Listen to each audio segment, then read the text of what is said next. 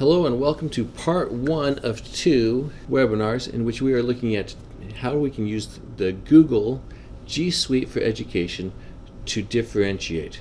So again, differentiated strategies using G Suite of the Blend Ed webinars. Again, this is part one. We're going to do this in two parts because there's so much to talk about that we can't get it all in 1 hour. I am Mark Oakton, a coordinator with the Curriculum and Professional Development Division. You have my contact information on your screen. Please don't hesitate to reach out to me with any questions or for any support that you may need as you seek to integrate technology into the instruction, and specifically as you look to differentiate your instruction in your own classroom. Today's webinar is part of the Clark County School District's Blend Ed Digital Learning Initiative, which is a collaborative effort between various branches of the Curriculum and Professional Development Division, including the Online and Blended Learning Department, the PDE, Professional Development Education Department, Technology Integration, and the Nevada Ready 21 program.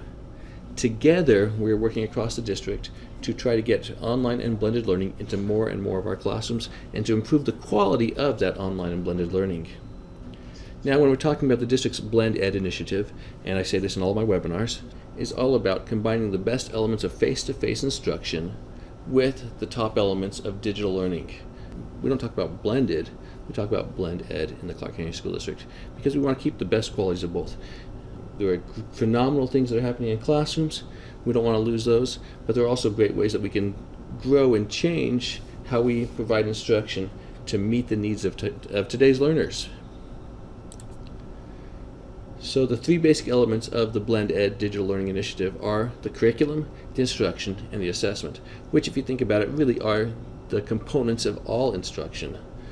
Anything that you've ever done in your classroom is tied to curriculum, instruction, and assessment. So this is what we call the CIA of digital learning. You can't do any of them without the other, and they should have an equal balance in pretty much every classroom. It does look a little bit different in a Blend Ed classroom, because we are combining that digital content with the face-to-face instruction. I think a lot of you are already doing a portion of this already in your classrooms, and you might not realize it even. We often refer to the triple Venn diagram of Blend Ed, where we are somewhere in the realms of curriculum, instruction, and assessment. Again, aiming for that middle spot where the instruction, the curriculum, and the assessment all meet together. So that's the goal. Today, as we're talking about differentiation, we really are going to hit all three of them very, very deliberately.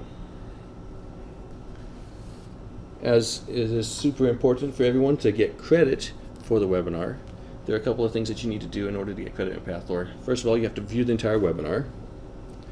Second, you have to answer the questions that pop up throughout the presentation.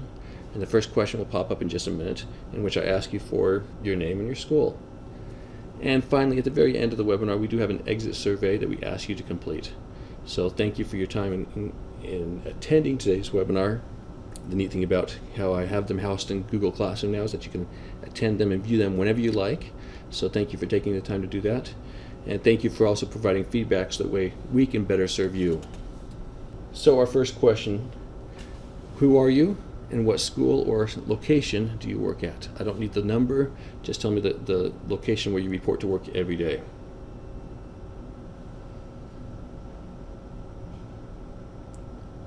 And now your second question, why are you here? What do you hope to get out of this webinar?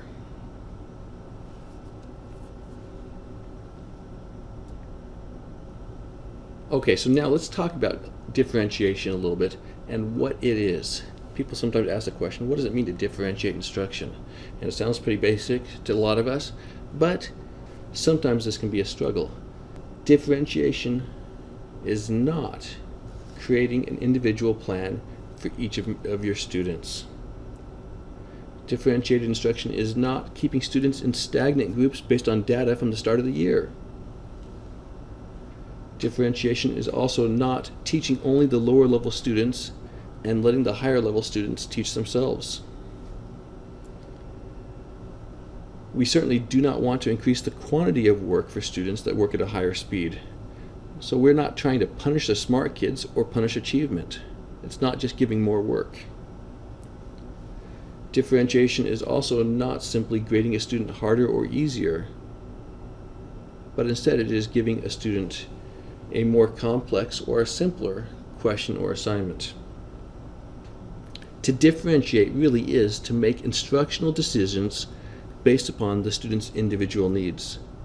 It's not teaching to the middle, or worse yet, teaching to the bottom, but it is acknowledging and being aware of and respecting each student's strengths and areas of growth in order to provide a path to be able to maximize their learning. When you are differentiating, each student is challenged while the content and skill acquisition are made accessible to them.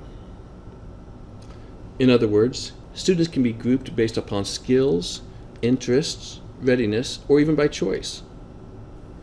There is a purposeful use of flexible grouping while keeping the lesson's goals in mind.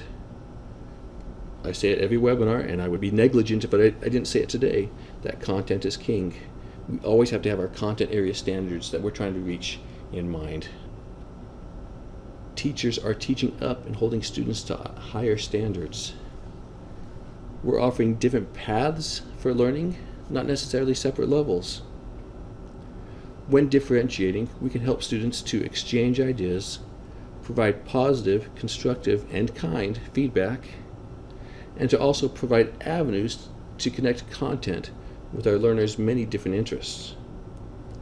A student of Carol Ann Tomlinson, who is the guru of differentiation, identified 5 key aspects to differentiate instruction, which are a sequence of common sense decisions made by teachers with a student-first orientation. These 5 elements are an engaging learning environment in which students are encouraged to take the risk of learning, high-quality curriculum and clearly defined learning goals, 3rd, ongoing assessments, 4th, response to students' instructional needs, and 5th, effective classroom management so it is possible for more than one thing at a time to happen. These are, again, the key aspects to differentiate instruction. I think it's really important, and so I'd like to take a minute to talk about that classroom management.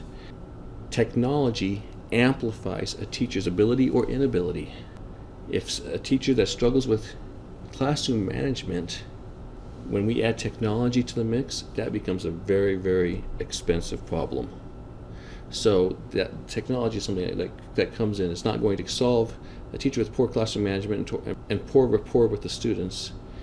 With technology isn't going to solve your problems. You need to get that classroom management down and to really make sure that you are strong in that area, and then bring the technology in.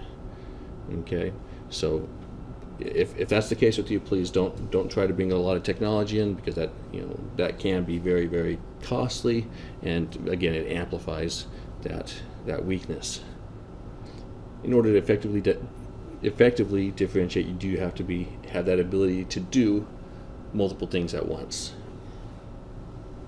Now, when we are differentiating, we have to remember that learning differences are not simply tolerated.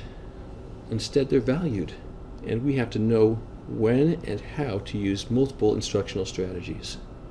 Most importantly, differentiation is student-centered and involves an element of student choice, which requires us as teachers to build choice into the assignments that the students are engaged in. Now, as much as I like to advocate for this, I also have to encourage you to take baby steps, to take it slow. Ease into it over a period of time, possibly even years. Don't try to do it all at once, or you will burn out. You will become overwhelmed and frustrated. So take care of your own health and do it bit by bit. And also slowly work into mixing up different instructional strategies. Now, how do you do it? First, you have to start with the standards and outcomes. What is it that students need to be able to do? What are the key skills and knowledge that they have to be masters of? Second, pre-assess to determine the student's existing knowledge and needs. Sometimes this can be very informal, sometimes it's very formal. And then create groups. There can be ability level groups to do remediation or enrichment. There can be cooperative grouping for project-based learning and problem solving. These are often heterogeneous, in which you mix different learning styles and ability levels. And of course, you always want to have flexible groupings in which students are grouped and regrouped over the course of the school day. So this leads us to our question, is it time to differentiate? And of course it is. That's one of those redundant questions. So how do you do it? We're going to talk about 4 ways to differentiate instruction. Based upon students' readiness and interest, we can differentiate the content, we can differentiate the process, we can differentiate the product, and we can also differentiate the learning environment. And I want to take a few minutes to talk about each of these. When we're differentiating the content, we have to consider what the student needs to learn or how that student will get access to the content.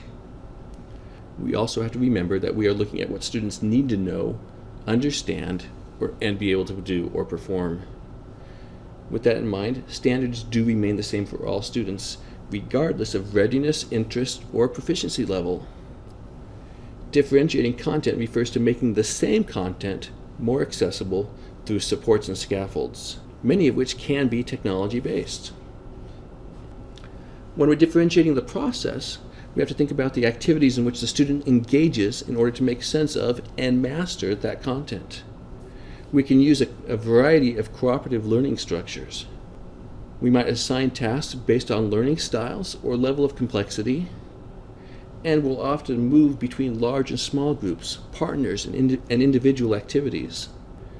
Remember that different people thrive when we differentiate the process in some of these ways. We might have a traditional paper-pencil process, a cooperative group in which we use those heterogeneous groupings I talked about a moment ago. We might use stations and student-based activities that students rotate through.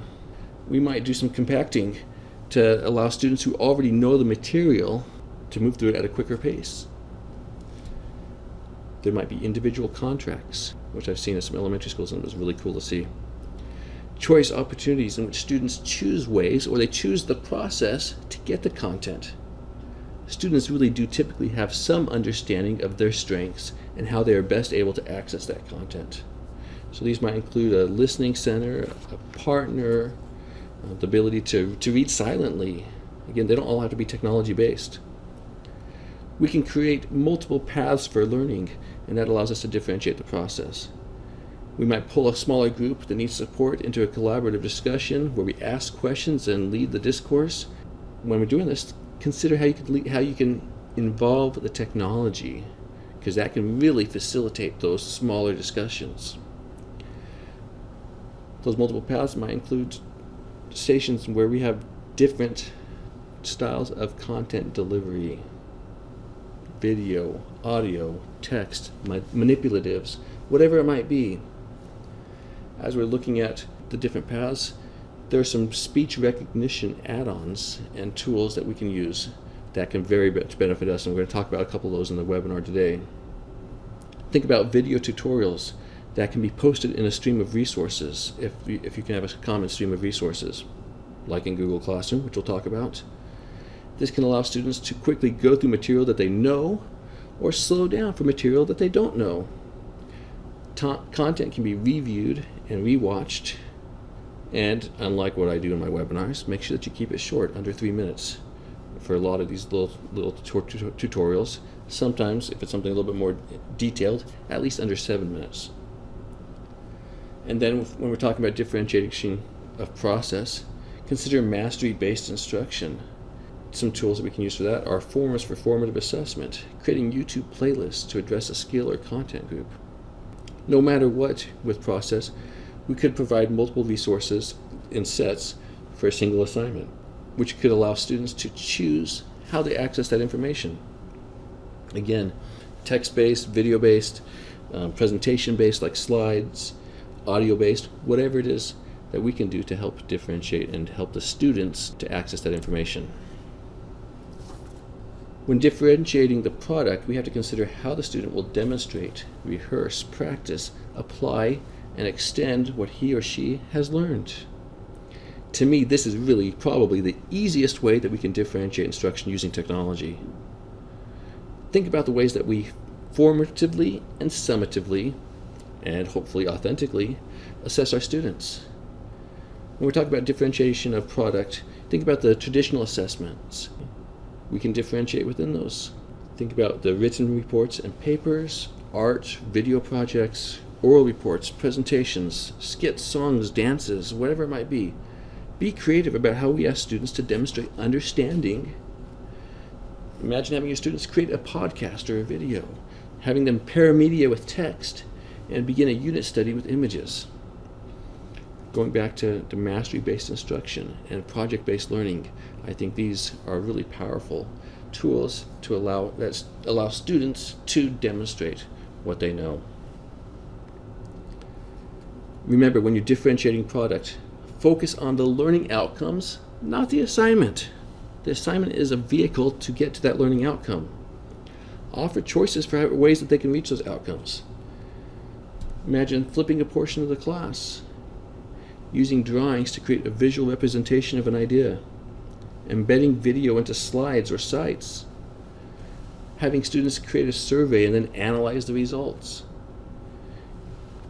No matter what, you want to give options that are just above their ability level. I think that we call it that zone of proximal development. Give them something that's just beyond where they're at so they can stretch. If you're giving them something that they can already do, then there's no growth. If you're giving them something that's way beyond what they have the ability to do, they're going to get frustrated and give up. Consider just above where they're at when you're differentiating. And finally, something that's probably the most difficult to do is to differentiate the environment. As you do this, think about how the classroom works and feels. Again, technology may be used to assist students who need additional environmental supports. Differentiating the environment informs how the physical space in your classroom is organized. Think about the presentation of your classroom. As you look at it, is it set up to be focused on the teacher, or is it student-centered? Is there whole class instruction with traditional lecture, alternative note-taking such as Cornell Notes, manipulatives for students to be at seats working hands-on, small groups? You know how your classroom's set up. Are there stations, cooperative groupings, project-based learning, traditional work learning? How is it set up? How do we extend time? Because differentiation of environment is space and time. How do we extend time for those students who need it? Are we rewarding silence in our classrooms? Or are we giving a chance for kids to do and move and be active learners? I want to emphasize there should be more active learning and emphasis on higher level thinking. Think about using a standards-based approach with Google Docs in which teachers review student work as students complete it and provide interventions on the fly. Or using docs and slides for collaboration while the teacher is providing support and the students are supporting others. Creating centers in your classroom using Google Drive folders. These are just some ideas. So as we talk about how to differentiate, I want to take you back to your undergrad days as you were first taking those initial pedagogy courses. I think you all remember Gardner's multiple intelligences. But sometimes when we get out and we're doing it and we're in the business of teaching, we sometimes forget about these basics. We have to always be aware that kids learn differently. We have our visual learners, our logical learners, interpersonal, those who know a lot about themselves and have a great level of self-awareness. The auditory learners who learn through talking and songs and dialogue. We each come from a different place, and we want all students to arrive at the same place. However, the route that they take to get there and the time that it takes to get there is going to vary. We are not going to have 37 kids in our classroom lockstep progressing at the same pace all the time. Wow, if you can do that, hats off to you. And we're going to need various instructional strategies to get them to where they need to be. Now, you know your students. I'm going to say that again. I hope you know your students. How do you learn about your students? Do you take interest inventories, student interviews? Do you talk with them? Again, I have to state that not all differentiation uses technology. I don't know that I've necessarily figured out how to differentiate instruction for the naturalistic learner with just using technology. That student has to be outside of the classroom. But the key here is to know your students, to learn about your students. Find out where they think their strengths are and determine their interests. And their interests tend to be where they are successful, because we all tend to not like those things that frustrate us and which are difficult for us. We tend to avoid those, and we tend to have interest in those areas which are our strengths. Now we're going to focus specifically in this webinar for how we can use the Google tools in the G Suite for Education to differentiate instruction for our students. Okay, so the first Google tool that I want to talk about for differentiating is that basic tool that we tend to use all the time, Google Classroom. And people often don't realize that Google Classroom is in and of itself a great tool for differentiating instruction. So what is Google Classroom? Is it a learning management system? A content management system? No, it is a Google Drive distribution and management system. Don't ever use that term GDDMS. That's just kind of making light of it.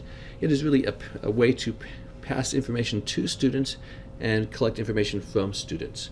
But it is a tool for us to use to work with our students in order to help them learn the skills and the content that they need. So I'm going to share with you some of the things that we can do within Google Classroom right now.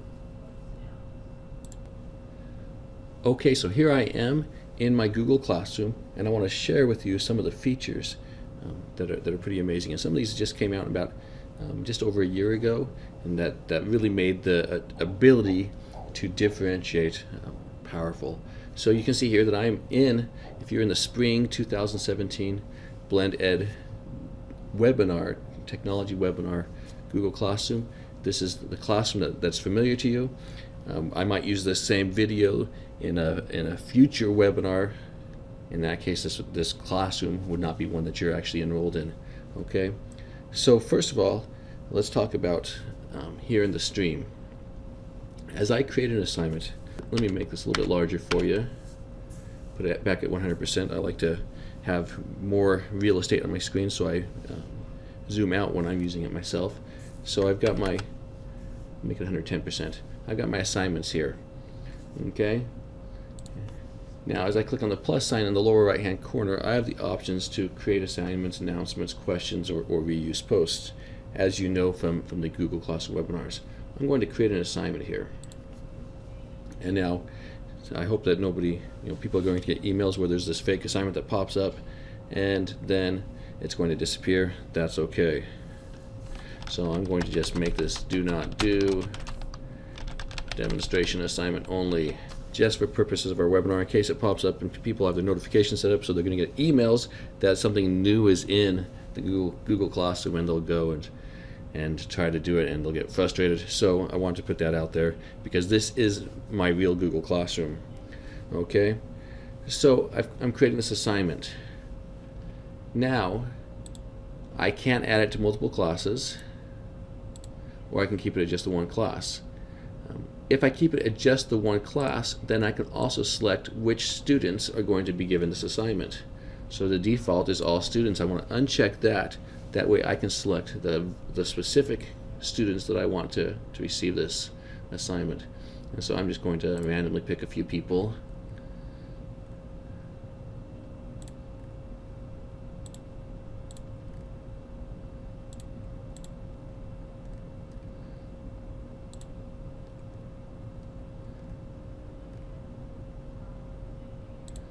Okay, so I randomly picked 6 of my students because this, I'm differentiating here.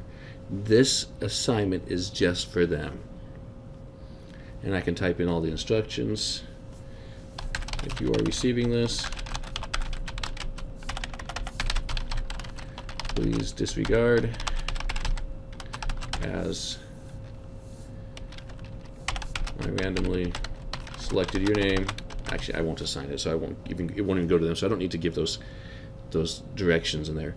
But I can create this assignment and then assign it just to those students. I can schedule it, I can save it a draft, and that way I can meet just their needs. Now, ideally what I want to do is I would actually create different assignments for students. I would give the assignment the exact same name for everybody. That way I put it on the calendar and everybody sees it's the exact same assignment. They don't know necessarily how I've given different requirements for that assignment. All they know is they got an assignment. It's due the same day. It has the same name. they don't realize that the instructions are necessarily different unless they, obviously the kids will talk a little bit. And I have no problem telling the kids, hey, I gave out some different assignments with different requirements based upon, what I know you need, what I know your strengths are, and the areas that you need to grow. I've modified the requirements for each of you because I want to individualize and help you to have just what you need so that you're not overwhelmed or bored by the assignment. And I think that there's nothing wrong with having that level of honesty in a straightforward conversation with your students so that they know that this is happening. Otherwise, they might feel a little bit apprehensive or even betrayed or abused. So please have those conversations. So that's the first way, is by selecting which students get the assignment in Google Classroom. Again, looking at their strengths and weaknesses, you're trying to, instead of doing the one-size-fits-all approach, you are trying to identify those areas of skill gaps and to meet those needs for the kids. Now, a lot of times, some of the differentiation that we need to do is to provide those supports and scaffolds for students who are possibly struggling with language acquisition. We have a high ELL population here in the Clark County School District, as you know. So let's start with some very basic tools, which are Google Docs and Translate. How can we use these with students? With those students who are struggling to learn how to speak and read and write and to understand in English, we can use these apps to have them access content that we are delivering and to help them to translate their thoughts and ideas from any language into English. In other words, they can speak their ideas in their native language, and through Translate, they can see the English rendition. Additionally, this can help us to determine, at least to a certain extent, if they have a grasp on the content, as we often see students who do understand the content, but have a limited grasp of language production. Again, this applies especially to our ELL students, but also to some of our students with special needs. Now, I have to put in here a little disclaimer. Google is not perfect, especially when it comes to translating languages with different syntactical patterns. But I can say with some surety that it's better than what we have without it.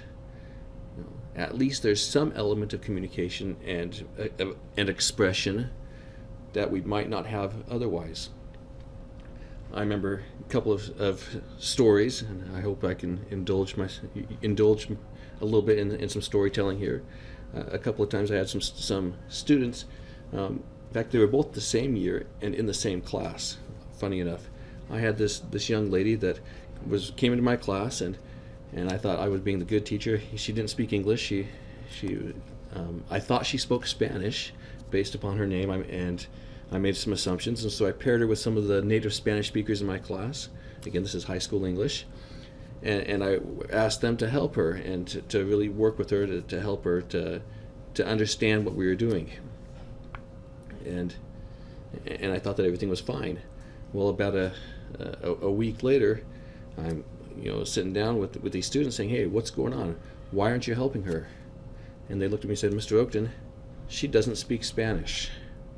Turns out she was Brazilian and only spoke Portuguese. I didn't know.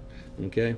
So I was relying upon the human error there, the people to help, and these kids weren't capable of even doing that. In that same year, I had a young lady in my class who was from Pakistan and only spoke Urdu. And looking back, these tools weren't available back then. These tools could have benefited me to working specifically with those two students that I really didn't have the tools to support and to help as much as I wish I would have. And so, I can definitely appreciate and see the value of these. So now I'm going to do a little app share of Google Translate. Okay, so here I am in Google Translate, which, if you want the URL, it is simply translate.google.com. And I have the choice. You see here I have two boxes here. On the left hand, I have one box, and on the right hand, I have another. And I'm going to obviously do it from English and translate it into another language. And one of the neat things with Google Translate is it can actually detect the language. So let's assume that I am literate in my home language, Okay, and so I can translate something. So I'm going to simply say voice typing in Docs and in Translate. You can also listen to the reading of a text in any language, in one's native language. Actually, you can see how it's translating it automatically to Spanish, and I don't know Spanish, so I don't know how accurate that is, but I have to imagine that it's pretty close, at least. One of the neat things, though, if somebody doesn't, and many of our students are not what we would consider literate in their home language, in their primary language, okay? So they might not be able to write it so well. One of the neat things about Google Translate is that you can actually hook up a microphone to your computer, and again, for those students who don't have the ability to write or type in their native language, they can actually simply click on the microphone and speak. So right here I'm going to click on the microphone. You see the pop-up says turn on speech input, and it tells me to speak now. So this can enable students to get the content from you in their native language.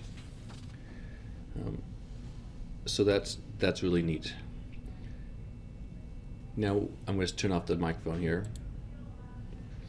Notice as well, I can have it speak in Spanish, and it doesn't do this for every language, but in a lot of the languages it allows you to listen to what you said in their language. Luego, me dice que hable ahora para que los estudiantes puedan obtener el contenido en su idioma nativo. Así que eso es realmente bueno. Ahora voy a apagar el micrófono aquí. Okay, so how cool is that? So you can speak, and you can speak to the student, and they can listen to it in their own language or read it in their own language, depending upon what language. And they can, back and forth use this tool. Again, probably not perfect, but a great starting point at least. Now in Google Docs, there is a similar tool which allows you to do voice typing. In the toolbar, if I go to Tools, I can actually go down to voice typing, and notice there is a translate document feature which can be used. I've not tried it out. I wouldn't know if it was accurate anyway, but you can use the voice typing. So I'm going to use this tool and click here. Now I click to speak. It asks me if I want to allow it to use my microphone. I obviously want to allow it to do that. I didn't say that in the Google Translate when I click the microphone, that same pop-up comes up. I had simply allowed it prior to recording the webinar. So I'm going to click on allow. And now in Google Docs, it will type as I speak, period. If I speak really fast, it probably won't catch everything. Wow, it did. Okay. I don't know if I spoke really fast for a longer period of time, it might have a little bit of lag.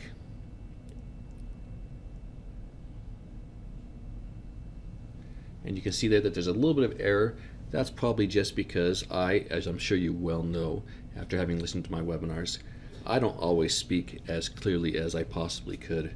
Especially if I get excited about something, I start going on a little bit faster and slurring my words together. But it's a great tool, especially if students slow down and enunciate what they want to say. Again, for those students who have learned to speak in English but have not quite mastered the ability of written production, this could be a way to differentiate instruction for them and help them to see in writing what it is they're expressing orally. Now, sometimes we might actually want to hear our students' voices and have them record themselves speaking, especially if we're looking at fluency. Maybe you're looking at their how well they're reading and want to hear them read. You can use, because we can't always do that one-on-one with all of our students as frequently as we might like. It's outside of the Google Suite for Education. It's a website called Vocaroo. Can be found at vocaroo.com. And it is simply a click to record. So I'm going to click to record. It's connecting. I have to allow it to use my mic. It wants to use my camera as well. I'm going to keep my camera pointed up because I don't want to record myself, my image, but it does have my camera. I'd always, be careful with that. Okay, so it's recording me speaking, and when I'm done speaking, I just click on stop. I can listen to it, and if I'm happy with it, I can click to save it, and it will actually send it as an email. Or I can share a link. So in Google Classroom, I could have my students submit this link and turn it in that way, so that I could hear them speaking. If that is one of the ways I want to differentiate, by having them orally submit an answer, I can do it this way really easily. Okay, and that can help those students who learn in that manner. Okay, there are also some photo translation tools that are really cool. If you have a smartphone or an iPad, you can actually hold up your phone or your iPad to nearly any image and get it to translate into your language, and our students can do this. So let's say that they had an iPad, and the Google Translate app on an iPad will do this. So I'm using the Google Translate app because it's a free app. There are some paid apps that do the same things, but they're available. So I'm going to go into my Google Translate app here, and I'm going to select my language, and let's see. I have a good friend from Denmark that I actually had to teach how to speak English a number of years ago. That was a really cool experience. So this app would have been phenomenal back then. It would have helped a lot. So I'm going to translate from English to Danish here. Now to enter text, if you look on the left-hand side, there's a picture of a camera. So I'm going to select that camera, and I've already given it my iPad access to my camera. And it's asked me if I want to download some Danish onto my iPad. I could do that, especially if I were going to somewhere where I want to use this frequently. I would definitely download the language that I want to translate into. Because I'm connected to the Wi-Fi here, I'm not going to do that. So I'm going to find some text that I want to translate, and I'm just going to go back to that slide that I showed you earlier. And I'm aligning the text. I take a picture by clicking on the camera icon at the bottom of my screen. And it's processing it. Now it asks me to use my finger to highlight the text. So I'm just going to use my finger and drag across the text. And it's only doing it one at a time. Let's see if I can get it to do all of them.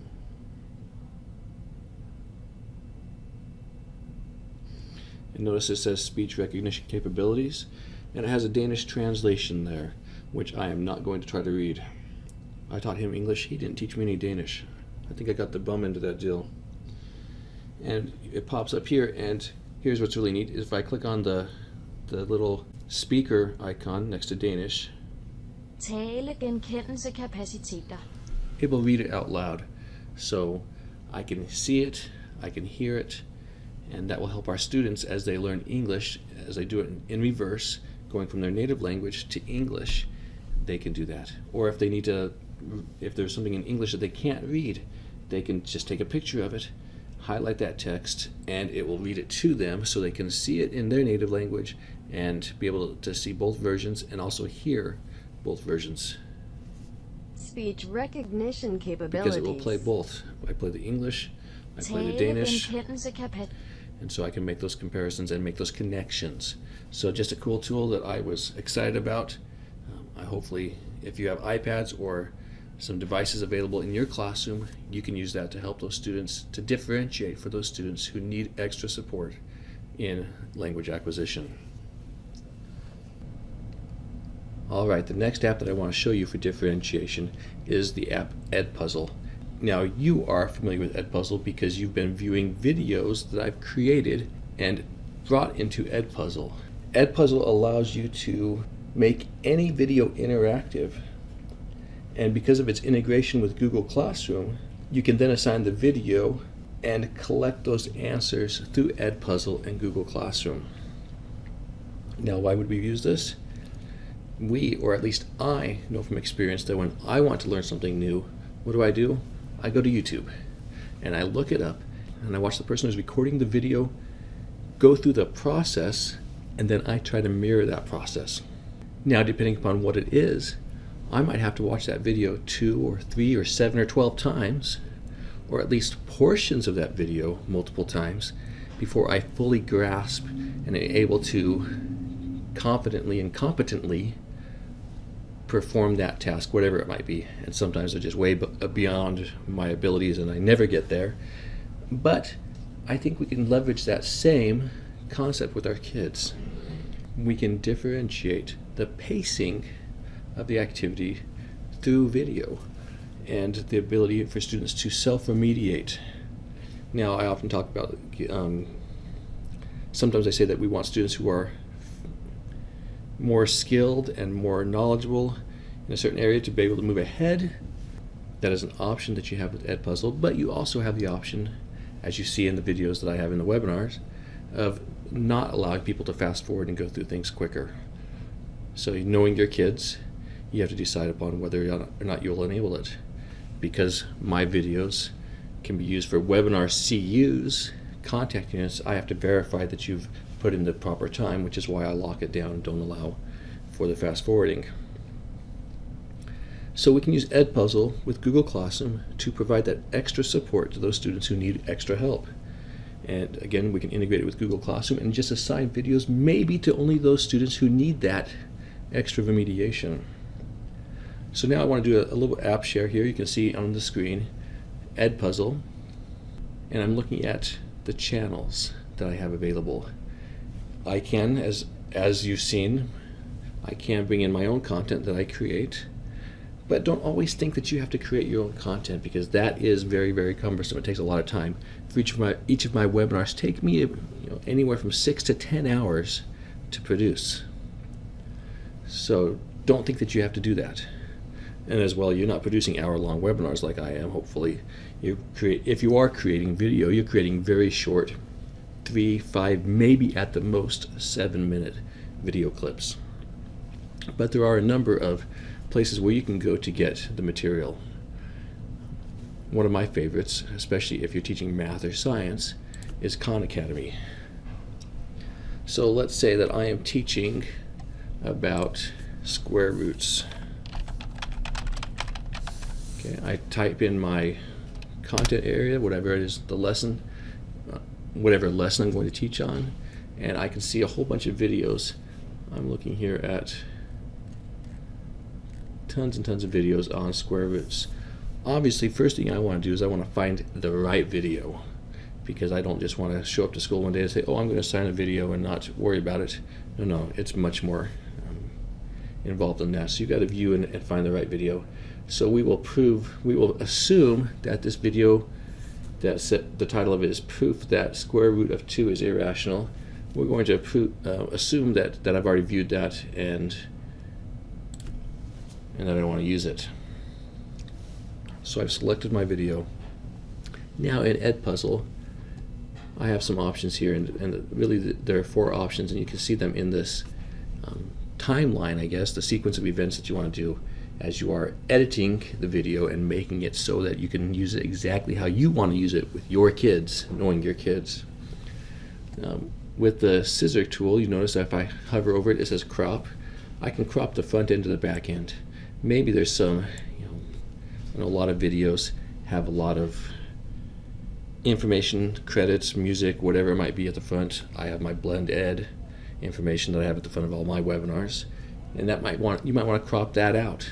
As well, there might be some extraneous information at the back end you can crop out. You cannot crop out the middle, only the front and the back. Second, in blue, I have the audio track now.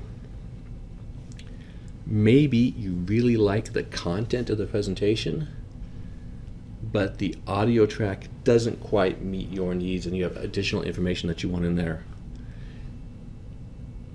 If you want to re-record the audio for the entire video, you can use the audio track. But if you just want to add a snippet, this is not the tool you want to use. Because if you do the audio track, you're going to record over everything, which means you have to go in and kind of like Mystery Science 3000, that show way back when I was a teenager. where they would cut out, you wouldn't hear the actual movie, but you'd hear the commentators. That similar type of thing. You get to redub the video for yourself. You can do that if you like. That sounds like a lot of work to me. So I wouldn't recommend it necessarily. What you probably want to do, more than likely, is put in audio notes. So maybe you're not quite satisfied with the creator of the video's explanation of a key topic or a key point. You can have the video pause and you provide that audio note where you provide that additional information for your students because you know what they need, whereas this nameless, faceless presenter does not. So that audio note tool might be super important for you. And then finally, what you are familiar with, because you see it in all of my webinars, you've seen it already in this webinar, is the quizzes feature, which is where you add the questions that you see, that you're seeing right now. So you get to pick your point in the video, and I'm just going to choose them randomly, and I'm going to click on the question mark here to add a question. And maybe it's an open-ended question. Now this is not the type of question I would ask, and I say this because my daughters are in high school. They had their math teacher in middle school, or one of their math teachers in middle school. We had some really good ones, but one of the math teachers in middle school was trying to flip the classroom and gave these really, really obnoxiously long 30-minute lecture videos that they didn't record themselves, but they pulled off of some website somewhere. I think it was actually from the book vendor. And in those videos, they would ask some questions like, what is the name of the math teacher's dog? Really questions that were just designed, kind of like I do, designed to see if you're really watching. Yes, I'm doing it because it's tied to salary advancement and contact units. This was not tied to the content at all, though, and it was really kind of obnoxious. Or, what color was the car referenced in the word problem? Something like that. It really isn't necessarily appropriate for the content. So that's not what you want to do. You can ask an open-ended question that you want them to answer, though. And so you save that and move on. You find another spot in the video where there's a question. You might want to ask a multiple choice question. And I'm going to put some random information in here that doesn't have anything to do with this problem. I know. You can put the answer choices in there. You might have multiple correct answers, whatever they might be. Now, if you have multiple correct answers, they do have to get all the answers correct. So you would have to say, please select all, and I would emphasize all correct answers. I have no idea. I'm just typing random stuff in here just for fun. Okay, so you have your question. You save that question. Make sure you save each question as you go through it. You can also add a comment. So in the quizzes feature, you can add comments that they don't have to respond to. And with any of these, you can include images by clicking on that mountain icon. You can pull it from your computer or use a website. You can add links. You can even add some equations that are automatically a part of Edpuzzle through this CodeCogs equation editor. So some neat things you can do. And finally, when you're all done, I'm going to discard that question. You want to make sure you save and then click on Finish. That is when you assign it to a class. So I'm going to assign this to a test class because I don't want to assign it to you. That would really throw you people off. I have it checked here to prevent skipping because I don't want you to fast forward through it. And I can select the due date. I don't know why it has the due date selected here in Edpuzzle. You also are going to have to do that over again in Google Classroom. So that due date will not transfer into the due date in Google Classroom, just so you know. So you can assign the due date if you want. And go to Assign. Now it hasn't assigned it yet. It's not one stop. I've got to go back and see it. I've got this assignment right here. Proof that the square root of 2 is irrational from Khan Academy. It has not been posted. So I have to click on post here now to post it to Google Classroom. I get to choose my class. So I've selected my classroom. I can create the assignment. Click on go. It takes me now into my Google Classroom. Now I want to set the due date for whenever it may be. And I click on assign and I assign that video. Now notice that I did have the option of assigning it to all students or not. And I need to go back and unassign that now because I really don't want you to have that. Okay. So I'm going to delete that. And somebody's going to watch my webinar, or somebody's going to get an email now from Google Classroom, a notification that there's this random assignment that's in there. So I think it's kind of funny. We'll see who asked me about it first. Okay, I got rid of it. But you can't assign that to only specific students, as I talked about earlier with Google Classroom. And that's really a key point, because maybe it's a remediation video that you only want these certain students to get, or it's something that's more advanced. It's an enrichment video that you want those kids that are high flying to get. Oh no, there's an error deleting that. I can't even get rid of it. Awesome. Okay, let's try it again. There we go. All right. Okay, so that is using Edpuzzle with Google Classroom, open-ended questions, multiple choice questions, but something that will allow students to, especially those students who learn well through watching video, and I think more and more of our students tend to be that way because they're watching more and more video. Unfortunately, they're doing it, at home all the time. The kids are on YouTube and they're watching they're binge watching or doing whatever they might be doing. But allow you to give content to those visual learners. Now, again, I might assign something different to get the same content across to students who learn differently. Okay, so there's Edpuzzle. It's one of my favorite tools, and I hope you enjoy using it with your kids. The last app that I would like to talk about today in part 1 of the differentiated strategies using G Suite webinar is Google Keep. Now, what is Google Keep? It is an official G Suite for Education application that can be used to share notes, lists, and reminders. In Google Keep, you can add images, voice notes, drawings, and more. It's customizable. Think of it as more of an online sticky note that can be shared. It can be used for journaling, managing projects, collaboration, and I view it as being something that could be really useful in the differentiation of process with our students. So I'm going to do an app share here to show you how you could create a Google Keep class as a label, or an assignment as a label, and create a note underneath it for each student, or have each student create a note, and then you could organize it in your own Google Keep under that label.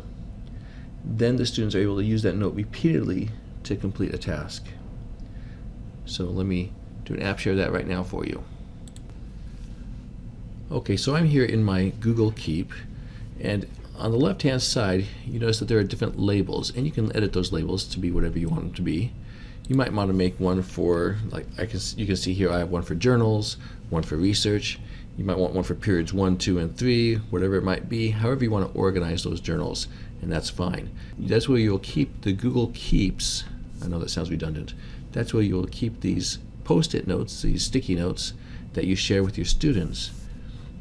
Now you can do it where you create them for your students. That way you can follow the naming conventions that you want. You can have all of your students create them and then share them with you, and then you can go in and organize them. I think it's probably easier just to create them yourself. So to take a note, let's see here. I'm going to just take a note, and I'm going to name it John Jones Journal. And it's going to be, because I'm taking it here and I'm already in my journal label in Google Keep, I can just make that John Jones Journal. And then I can add a collaborator, and I'm assuming that there's probably a John Jones There's a whole bunch of students there. There's a John Jones. There's a teacher at Mac Middle School. Great. Okay, I can share it with the student in that way. And so that's adding that collaborator, which is really important. And then this is what the student can use to create the notes or whatever, the journal or whatever it is that's needed for that assignment. And here's something where it can be useful for you. You can copy and paste information into them. If there's some different levels of support the students need, you can provide that support for them inside that note, which they have access to. And because you're creating a note for each student, they're not going to compare and contrast them to see what's the same and what's different. They're going to probably assume that the information that they're receiving is all the same, but you can provide that support that's necessary for them. And because you have ownership of this note, you get to see what it is that they're working on at all times, and it can provide, you can keep track of what they're doing and have that available to you all of the time. Now with the notes, let's go to, I'll just use one here that, let me delete this one for John Jones because there isn't a John Jones that I want to work with, but I have a DLC student account. This is one of my doppelganger accounts that I use for training. And I can type in a note. So this is my journal. I can also, maybe kids want to color code it or whatnot. One of the neat things is you can add an image. So you can pull images on, down and use those. If you need to, you can archive it. You can add reminders. You can add a drawing, and I think that's really cool, is that you can actually open up this drawing pad and students could draw. And I am very not artistic, so I'm going to say this is my drawing, and it is super hard to draw with a mouse.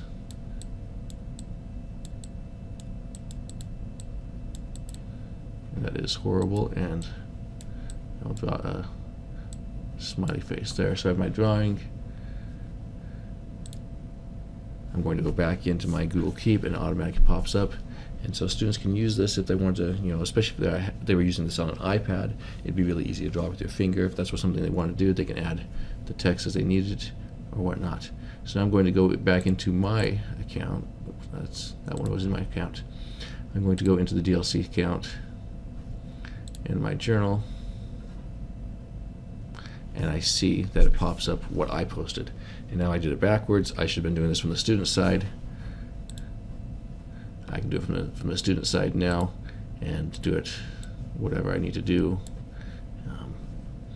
and make those updates. So it's collaborative between you, the teacher, and the students. You can have students actually working together on this, but that can be used in that way. Now let me go back into my teacher side. I'm going to go into this research one.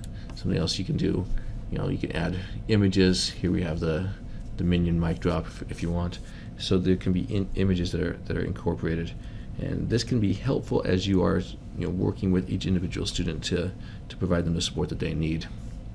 Now there's something else that you can do with the Google Keep, because there's some Google Keep integrations with Google Docs.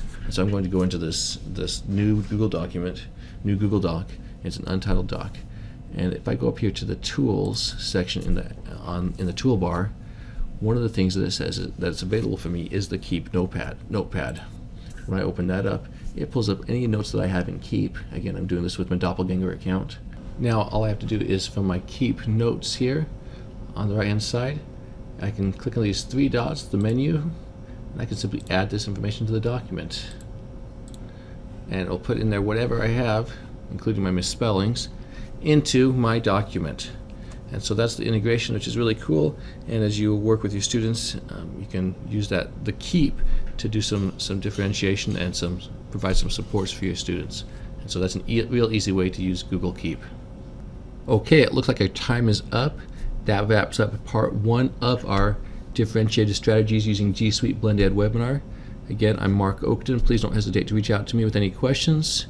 I would love to provide any support that I can. Please make sure that you take the exit survey at the end of this webinar, and have a wonderful day. Look for part 2 to be coming out in the very near future. Thank you for your time and attention.